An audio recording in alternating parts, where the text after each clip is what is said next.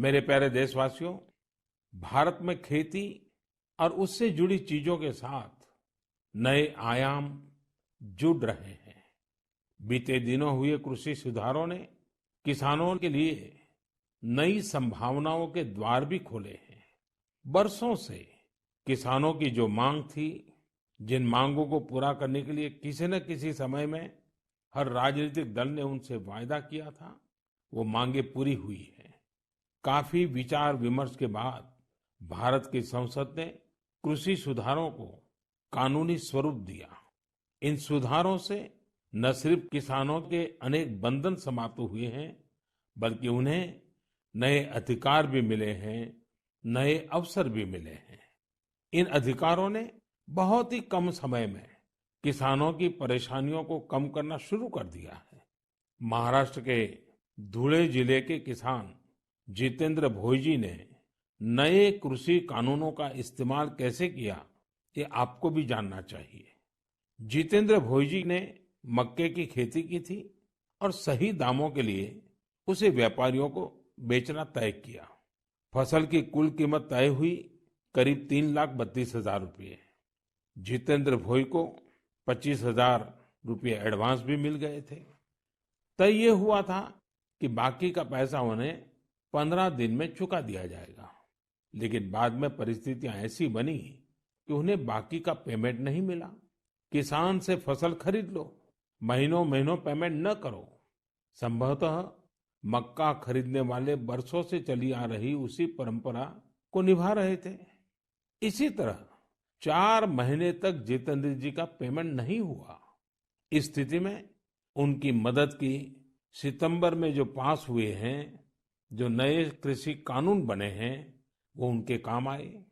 इस कानून में ये तय किया गया है कि फसल खरीदने के 3 दिन में ही किसान को पूरा पेमेंट करना पड़ता है, और अगर पेमेंट नहीं होता है तो किसान शिकायत दर्ज कर सकता है।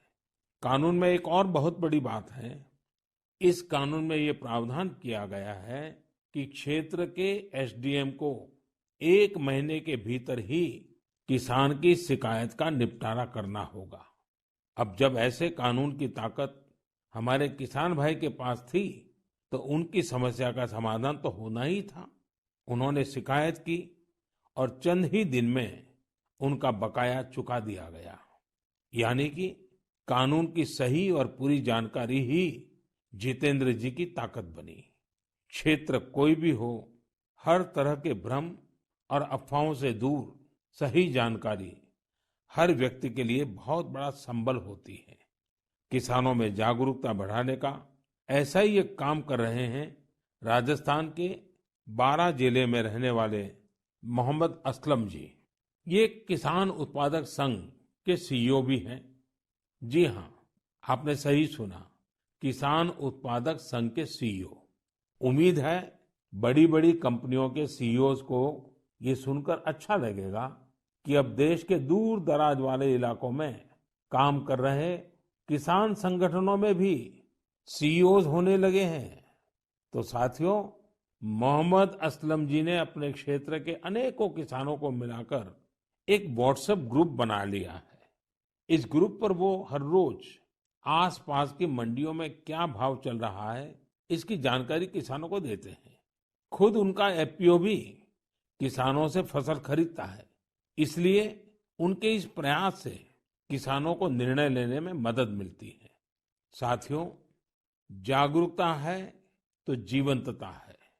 अपनी जागरूकता से हजारों लोगों का जीवन प्रभावित करने वाले एक कृषि उद्यमी श्री वीरेंद्र यादव जी हैं। वीरेंद्र यादव जी कभी ऑस्ट्रेलिया में रहा करते थे। 2 साल पहले ही वो भारत आए और अब हरियाणा के कैथल में रहते हैं। दूसरे लोगों की तरह ही खेती में पराली उनके सामने भी एक बड़ी समस्या थी। इसके सॉल्यूशन के लिए बहुत व्यापक स्तर पर काम हो रहा है। लेकिन आज मन की बात में मैं वीरेंद्र जी को विशेष तौर पर जिक्र इसलिए कर रहा हूं क्योंकि उनके प्रयास अलग है, एक नई दिशा दिखाते हैं। पराली का समाधान करने के लिए वीरेंद्र जी ने पुआल की गांठ बनाने वाली स्ट्रॉ बेलर मशीन खरीदी। इसके लिए उन्हें कृषि विभाग से आर्थिक मदद भी मिली। इस मशीन से उन्होंने पराली के गट्ठे बनाना शुरू कर दिया। गट्ठे बनाने के बाद उन्होंने पराली को एग्रो एनर्जी प्लांट और पेपर मिल को बेच दिया।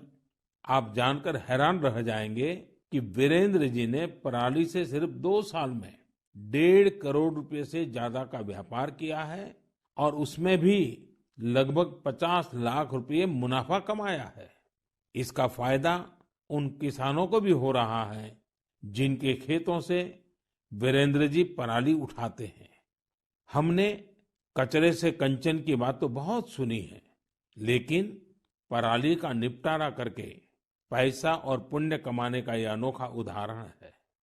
मेरा नौजवानों, विशेषकर कृषि की पढ़ाई कर रहे लाखों विद्यार्थियों से आग्रह है कि वो अपने आसपास के गांवों में जाकर किसानों को आधुनिक कृषि के बारे में, हाल में हुए कृषि सुधारों के बारे में जागरूक करें। ऐसा करके आप देश में हो रहे बड़े बदलाव के सहभागी बनेंगे।